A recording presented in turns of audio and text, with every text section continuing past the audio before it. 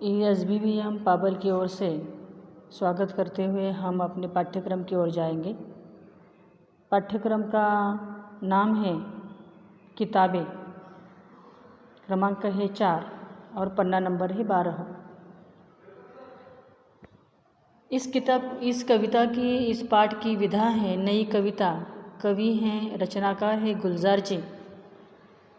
इन्होंने कृति के लिए सोपान में पाठ्येतर पुस्तकों का संकलन, पुस्तकों की देखभाल, विचार मंथन में विचार, वाक्य तथा सुवचन आदि को अपनी नोटबुक में लिखते हुए आगे चलने का प्रयास किया है।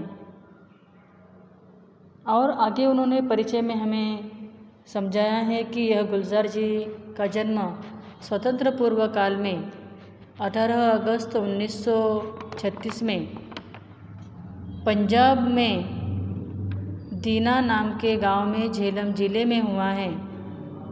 गुलजार जी का मूल नाम संपूर्ण सिंह कालरा है। आप एक कवि, पटकथा लेखक, फिल्म निर्देशक, नाटककार होने के साथ साथ हिंदी फिल्मों के प्रसिद्ध गीतकार हैं। प्रमुख कृतियाँ हैं चौरस रात, यह लघु कथाएँ, रावी पार कथा संग्रह, रात, चांद और मैं, एक बूंद चांद, रात पसीने की, यह कविता संग्रह है, खराशे, यह कविता कहानी का कोलाज।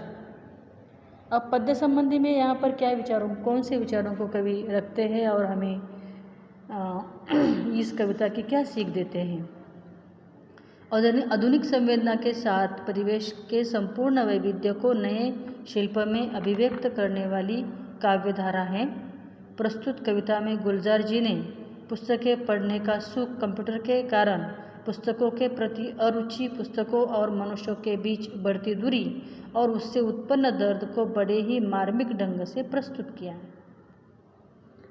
अब हम देखेंगे कविता की कड़ियों के द्वारा कविता के जो विचार हैं यह कैसे रखे हैं।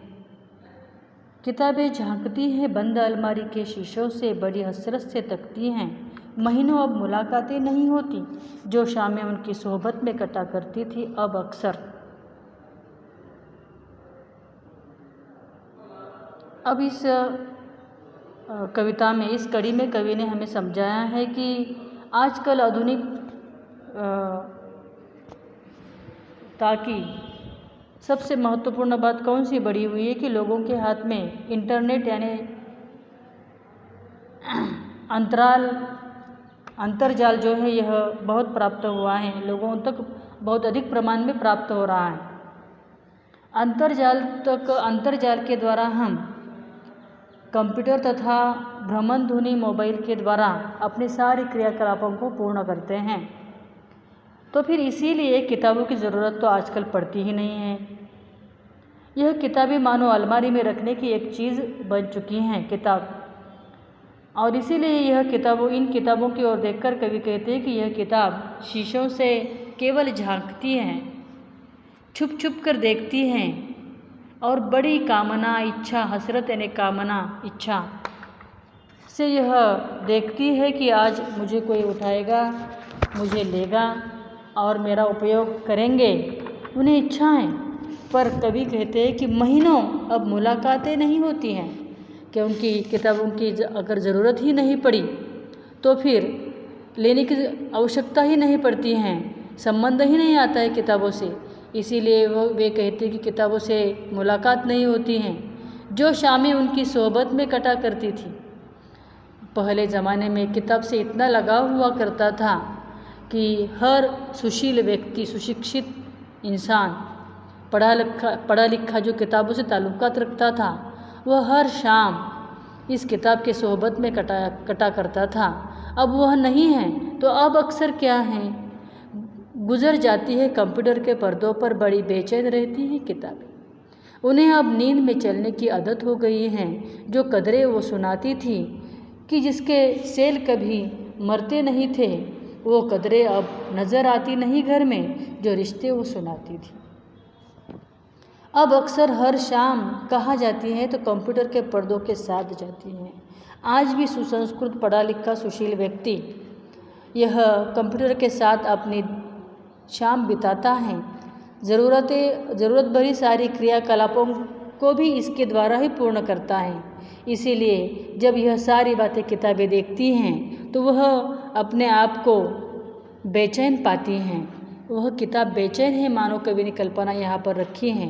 कवि कहते हैं किताबों से संबंध न होने के कारण, इन किताबों से पर विचार करने के कारण कभी कभार ऐसी भी एक शाम, ऐसी भी एक रात आती है कि उन रातों में किताब सपने में आती हैं। इसीलिए कवि कहते हैं कि मानो किताबों को अब चलने की आदत हो गई है, नींद में चलने की। जो कदरें वो सुनाती थी, जो मूल्य उनके द्वारा हमें प्राप्त हुआ करता था कि कदरे का अर्थ है मूल्य जो है, यह मूल्य मायने, जीवन के मायने यह किताब हमें समझाती थी। किताबों से हमें ज्ञान प्राप्त होता था। जो प्रेमचंद जी हो गए और जो बड़े बड़े जाने माने लेखक हो गए, कवि हो गए, निबंधकार हो गए, वे अपने विचारों को किताबों में लिखा करते थे। जो सुसंस्कृत विचार हुआ करते थे, वह कदरें, वह मायने, वह मूल्य अब हमें नहीं प्राप्त होते हैं। जिनके सेल कभी मरते नहीं थे, यानी जो सेल उनसे प्राप्त होते थे, जो जीवन के मूल्य जो होते थे, जो पेशियों में हमें प्राप्त होते कोशिकाएं, वह अब हमें प्राप्त नहीं होते हैं, वह नज़र ही नहीं आते हैं। जो रिश्ते वो सुनाया करते थे, वह रिश्ते अब नहीं मिलते हैं। इसीलिए आगे की कड़ी में कवि कहते हैं, वह सारे उधड़े उधड़े हैं। कोई सफ़ा पलटता तो एक सिसकी निकलती हैं। कई लफ्ज़ों के माने गिर पड़े हैं। बिना पत्तों के सूखे टुंड लगते हैं वो सब अल्फाज, जिन पर अब कोई मानी नहीं उगते हैं। यानी कवि कहते हैं, किताबों की प्रशंसा करते हुए वे रिश्ते संबंधों के विषय में हमें कुछ बातें बताते हैं। उन बातों को बताते हुए वे सारे संबंध उधड़ गए हैं, और उधड़ गए यानी टूट गए हैं कवि कहते हैं। तो टूटने की वजह से क्या हुआ है कि वह लफ्ज़ों के मानी गिर पड़े, यानी बड़े बड़े शब्दों के अर्थ जो इनमें छिपे हुए थे, निरुपयोगी किताबें होने के कारण, यानी उनका उपयोग ही लोग नहीं कर पा रहे। वे आज भी उपयोगी हैं, परंतु कंप्यूटर के कारण उनका उपयोग कम होता जा रहा है। इसीलिए वह अब भी हमें प्राप्त नहीं होते हैं। अब वे उन किताबों का पन्ना पलटते हैं तो उनकी हालत देखकर रोना आ जाता है और गले से सिसकारी निकलती हैं। इन पन्नों से कई शब्द के अर्थ फटकर गिर पड़े हैं।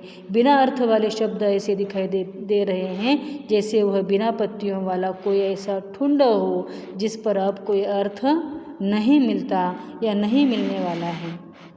आगे की कड़ी में कवि क्या कहते हैं, जुबां पर जो जायका आता था, जो सफ़ा पलटने का, अब उंगली क्लिक करने से बस झपकी गुजरती हैं। बहुत कुछ तब खुलता चला जाता है पर्दे पर। किताबों से जो जाती राब्ता था कट गया है। यानी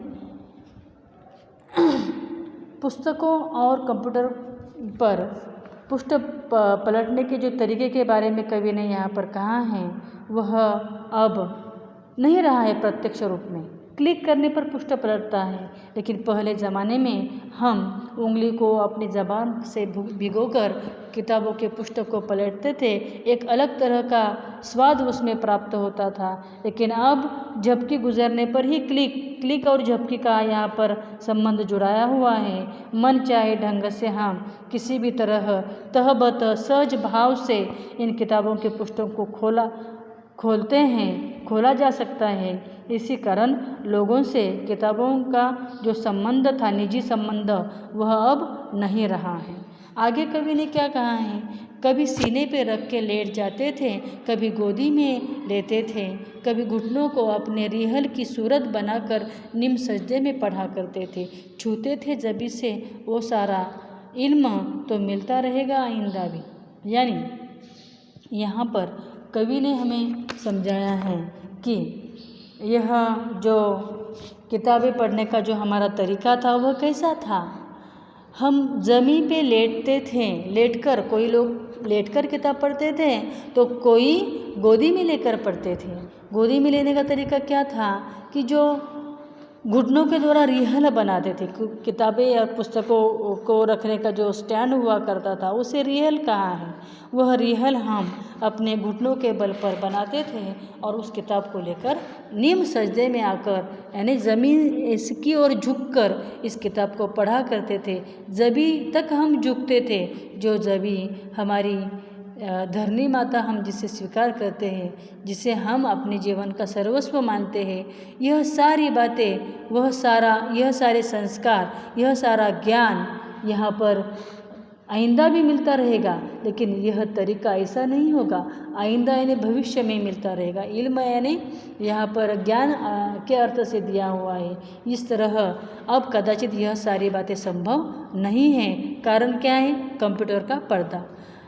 आगे की कड़ी में कवि ने समझाया है, मगर वो जो किताबों में मिला करते थे सूखे फूल और महके हुए रुक्के, किताबें गिरने उठाने के बहाने जो रिश्ते बनते थे, उनका क्या होगा?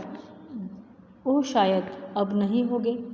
यानी कवि इस कड़ी में क्या कहना चाहते हैं? किताबों के साथ कुछ रोचक बातें भी जुड़ा हुआ करती थी। वह कौन सी थी? किताबों में कभी कभी किसी के लिए फूल या रुक्के जो प्राप्त हुआ करते थे वह हम रखते थे, जिसके कारण रिश्ते बनते थे, हमेशा के लिए रिश्ते बना करते थे। और यह संदेश पत्र भी, रुक्के यानी संदेश पत्र भी कभी कभी किताबों में ही रखा करते थे, जिसके कारण उन व्यक्तियों का महत्व हम पन्नों को खोलने के बाद जब वह रुक्के प्राप्त होते थे तो उनका महत्व बढ़ता था। इस तरह इन संबंधों को वह रुक्के और फूलों की पंखुड़ियाँ या फूल रखे हुए फूल या पंखुड़ियों को देखकर वह ताज़ा हुआ करती थी, जिंदगी भर के संबंध जुड़ा हुआ करते थे। इसीलिए कवि कहते हैं कि जब किताबों का उपयोग नहीं होगा तो ऐसे संबंध कैसे बनेंगे। यह समझाते हुए कवि ने हमें यहाँ पर जो बातें समझाई है यह अब हमने देखी हुई है। अब हमें आगे जो है वह क्या देखना है, इसे तुम्हें संदेश के द्वारा या छोटा सा जो वीडियो यह बनाकर भेज दूंगी। तब तक के लिए जो दी हुई बातें हैं इसे तुम्हें अच्छी तरह से समझ